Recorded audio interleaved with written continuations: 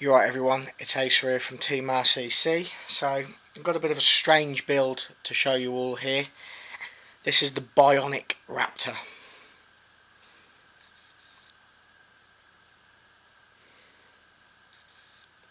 Like I say, she's a bit of a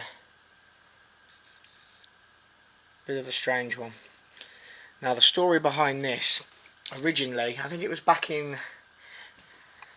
late August, early September, I decided to build a frame for an event. The event was a PFS event, so I built a paddle fork for myself. This was that paddle fork.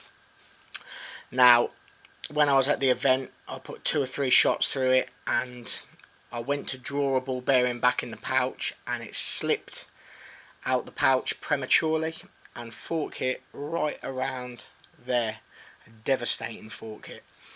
So anyway, I got home. I could have taken it out to a decent standard and sold it with a little bit of a mark on it, but I wasn't happy in doing that. I wanted to remove it completely.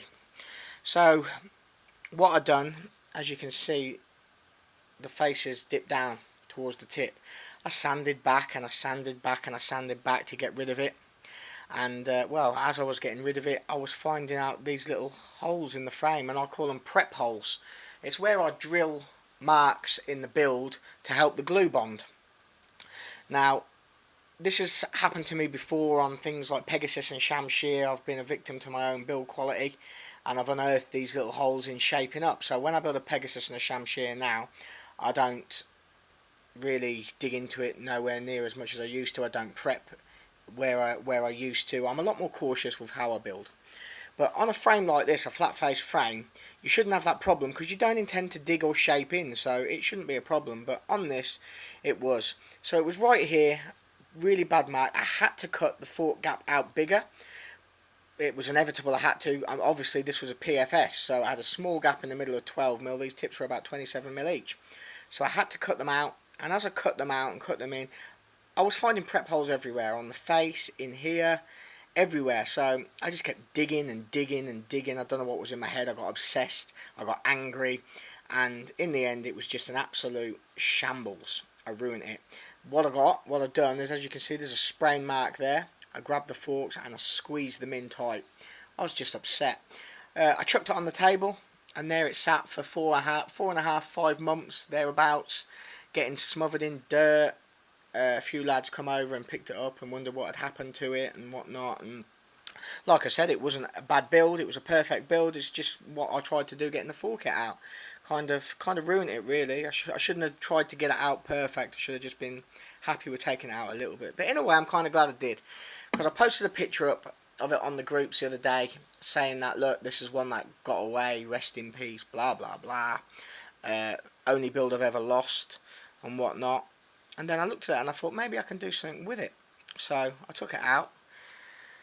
I drilled a hole across there, in there and in there. Now these don't go in too deep. They go in about 2mm a side. I wanted to drill them all the way through really and go right for the sides, but it would have just been too difficult on this frame to do that. And I would have messed it up completely and really lost it. So I drilled in a couple of mil there, a couple of mil there. Now these are just to keep it rigid and stop it from coming inwards. I decided to put a further one down here, carbon fibre. I went for carbon fibre over brass because I wanted to chuck a bit of carbon fibre in the build. It kind of goes with a bionic feel. And also I didn't want to take too much focus away from the top bar, so having 2 brass ones would have done that. Also would have added extra weight here, which I didn't want. I like weight at the top of the fork.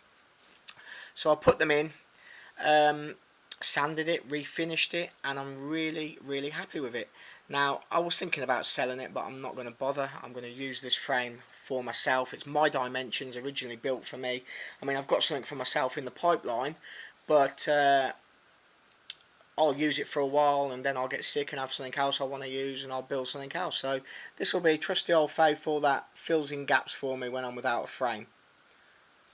And I've got this really unique looking frame. I called it Bionic Raptor because it's actually exactly what it is. It was dead in the water. It was finished, and it's had some major surgery, some carbon fibre parts put in, some metal parts put in, and there you go.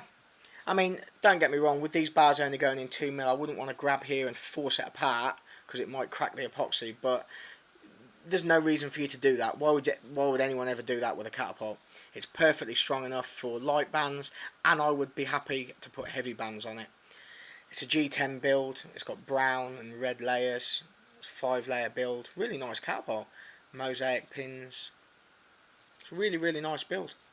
I mean, yeah, you can see a bit of a blob of glue around the carbon there and in there, and because it was very difficult to do, so that isn't obviously perfect, but I think that kind of all fits in with the whole injured catapult been fixed, you know what I mean? The whole catapult's a botched job, let's be honest about it. It is a botched job catapult. The sprain mark there, I mean, ideally I wish I'd never squeezed it in tight, and I wish I'd never put that sprain mark there, but it's almost like a war wound, like, yeah, it just adds to the look of the catapult. So yeah, really unique build. And it's also, putting these rods across there has also gave me an idea for doing, let's say, a little bit more intentional build with those rods going across. I think could look really, really cool. It's something we haven't seen before, so I might draw a raptor up with a certain shape where I can put rods going across. Maybe drill them in from the side, I don't know, but yeah, I'm really happy with that. The bionic raptor. Cheers all, thanks for watching.